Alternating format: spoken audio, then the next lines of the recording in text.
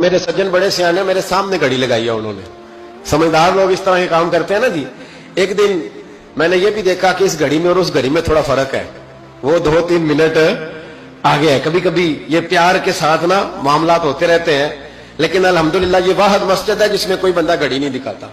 میرے خیال میں شاید یہ اور بھی ہوں گی, کوئی بندہ یہاں گھڑی نہیں دکھاتا الحمدللہ. بلکہ مجھ سے شکوہ ہی ہوتا ہے لوگوں کا کہ آپ جلدی چھٹی کر دیتے ہیں, تھوڑا زیادہ چلنا چاہیے. لیکن کچھ مضمون ایسے ہوتے ہیں میرا دل کرتا ہے لمبے چلے, آپ یقین کریں میرا دل کرتا ہے. ایسے لگ رہا ہوتا ہے جیسے میں اپنی بات کر رہا ہوں, ایسے لگ رہا ہوتا ہے جیسے یہ ایسی کہانی ہے جو دل کرتا ہے دور تک چلے, لیکن میں نہیں لمبا لے کے جاؤں گا.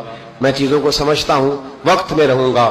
چھلک چھلک کے میرے سامنے روایتیں آ رہی ہیں, واقعات آ رہے ہیں, چیزیں آ رہی ہیں. ایک درویش کی بات کر کے سمیٹنے کی طرف حضرت ابراہیم بن یزید نخعی رحمت اللہ تعالی علیہ. حجاج بن یوسف نے جب بڑے ظلم کیے نا, تو ایک شخص اٹھا حضرت ابراہیم بن یزید نخعی رحمت اللہ, جنہوں نے حجاج کے خلاف فتویٰ دیا کہ ظالم ہے, اور پھر تقریریں کی کہ ظالم ہے. لوگ سمجھتے ہیں کہ علماء کی تقریروں سے کیا ہوتا ہے, علماء کی تقریروں سے انقلاب آ جاتا ہے. آپ یقین کریں علماء کا قلم تلوار سے زیادہ کام کر دکھاتا ہے. فتویٰ بھی دیا, تقریریں بھی کی. اس قدر زیادہ ان کے فتوے کی نقلیں تیار کر کے بانٹی گئی کہ حجاج پریشان ہو گیا. سپاہیوں کہنے لگا گرفتار کر کے لاؤ ابراہیم بن یزید نخعی, جہاں ملے گرفتار کرو. سپاہی گرفتار کرنے گئے. علماء اور مشائخ سے جو لوگ پیار کرتے ہیں نا, وہ روح کی گہرائیوں سے پیار کرتے ہیں, جانے دیتے ہیں اپنے بزرگوں کے ناموں پر. لوگ ان کو اٹھا کے لے گئے, کہا بابا جی ہم حفاظت کریں گے. دور ان کو کہیں چھپا دیا. فتویٰ ان کا دھڑا دھڑ چل رہا ہے. اور بھی کوئی بات وہ کرتا تو آپ فتویٰ دیتے, وہ چھپ جاتا. وہ چھپ کے اپنی ڈیوٹی کر رہے ہیں, اور ایک کونے میں بیٹھے ہیں مورچے میں, پھر بھی ان کا جو نظام ہے وہ پورا عروج پہ. حجاج کی کرسی کانپ رہی ہے. حجاج نے ایک دن بلایا, کہنے لگا جو سپاہی ان کو گرفتار کرے گا نا, ایک سپاہی کو 1,500 دینار دوں گا, اس کو مکان دوں گا, جائیدادیں دوں گا. 1,500 ماہانہ اس کو تنخواہ ملے گی ساری زندگی. گرفتار کرو. اب وہ سپاہی گلیوں میں گھومنے لگے, کسی طریقے بابا پکڑا جائے, لیکن نہ پکڑے گئے. ایک دن ایک بزرگ تھے, ان کا نام بھی ابراہیم بن یزید تھا, لیکن وہ ابراہیم بن یزید نخعی تھے, یہ ابراہیم بن یزید تیمی تھے. یہ علاقہ تیم کے رہنے والے, عمر بھی تقریباً ایک جیسی تھی, محلہ بھی ایک تھا. تو وہ دروازے پہ نماز پڑھ کے باہر نکلے تو انہیں پتا ہے کہ لوگ ابراہیم بن یزید, پتا ہے انہیں. کہا تمہارا نام کیا؟ کہنے لگے ابراہیم. والد کا نام کا یزید. ابراہیم بن یزید کہا اٹھاؤ بھائی. خوشی کی انتہا نہ رہی. پکڑا, لے گئے, رستے میں بھی مارا, تھانے لے جا کے, جیل لے جا کے بھی مارا. اتنا مارا کہ بزرگوں کا رنگ بدل گیا, منہ اور ناک سے خون آنے لگا. جا کے حجاج کو کہا تیرا مجرم ابراہیم بن یزید پکڑا گیا. حجاج نے بڑے انعامات دیے, تنخواہیں ہمیشہ کے لیے لگ گئیں, پلاٹ نام ہو گئے. انہوں نے بتایا نہیں کہ میں تیمی ہوں, نخعی نہیں. مار کھاتے رہے, جیل میں رہے. اب فوجیں چپ کر کے بیٹھ گئیں. ان کا جو فتویٰ تھا وہ زیادہ پھیلنے لگ گیا, کیونکہ اب ان کی تلاش ختم ہو گئی, خطرہ ختم ہو گیا, کام وہ زیادہ کرنے لگ گئے. یہاں یہ گرفتار ہو گئے, حالات بڑے کٹھن ہوئے. کچھ علاقوں میں کچھ جیلیں سخت ہوتی ہیں. حجاج بن یوسف نے دماس نام کی جیل بنائی ہوئی, اس جیل میں جناب ابراہیم بن یزید تیمی کو ڈال دیا.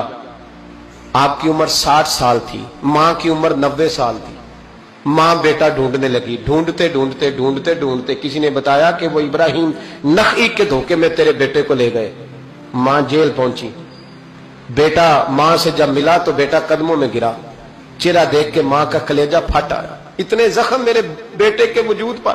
کہا بیٹا انہیں بتایا کیوں نہیں کہ تو تیمی ہے, نخعی نہیں, بتایا کیوں نہیں؟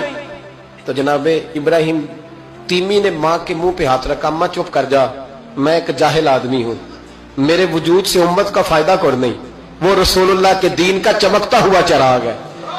اماں ان کی وجہ سے کتنے سینے روشن ہیں, کتنے دلوں میں ایمان کی تازگی ہے, کتنی آنکھوں میں رسول اللہ کی محبت کا نور ہے.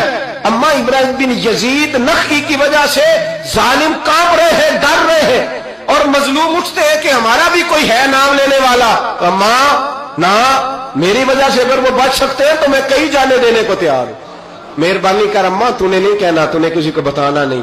ماں کہنے لگی بیٹا تو نبی پاک کے دین کے غلام پر جان دینے لگا. کہا ہاں. اماں کہنے لگی پھر میں کسی کو بتاؤں گی نہیں, بلکہ میں تیرے حوصلے کی دعا مانگوں گی.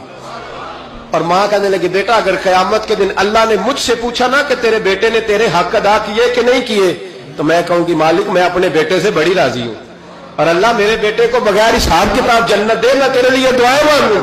ماں تسلی دے کے بیٹے کو گھر آ گئی۔ حضرت ابراہیم تیمی کو اتنا مارا کہ 3 دن کے بعد جیل میں شہید ہو گئے۔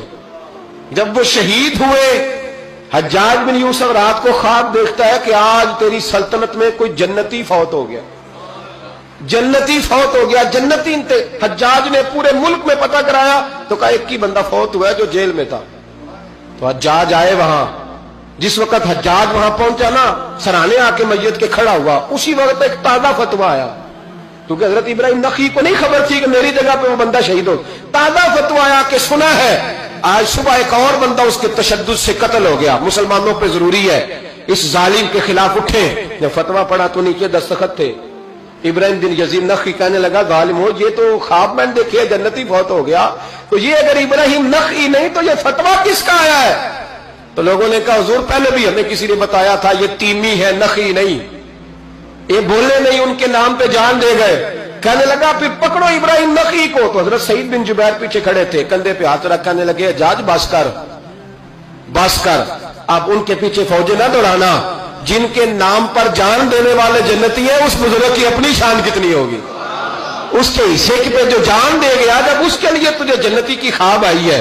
حضرت ابراہیم بن یزید نخعی ان کے بعد ایک عرصے تک زندہ رہے، تو آپ جب ہاتھ اٹھاتے تھے دعا پتہ کیا کرتے تھے؟ کہتے تھے یا اللہ ابراہیم تیمی کی ماں پہ رحم فرما، ابراہیم تیمی کی ماں پہ رحم فرما۔ تو لوگ کہتے حضور جان بیٹے نے دی اور دعا ماں کے لیے، فرمانے لگے جان بیٹے نے دیا پر حوصلہ اس کی اماں نے دیا ہے، جان بیٹے نے دی ہے پر اسے جان دینے کے لیے دعا اس کی مائیں عظیم ہو، تو بیٹے بھی بیٹیوں کی تربیت کریں، بہنوں کی تربیت کریں، ان پر محنت کریں، ان کی وجہ سے گھر روشن ہے، ان کی وجہ سے گھر چمکتا۔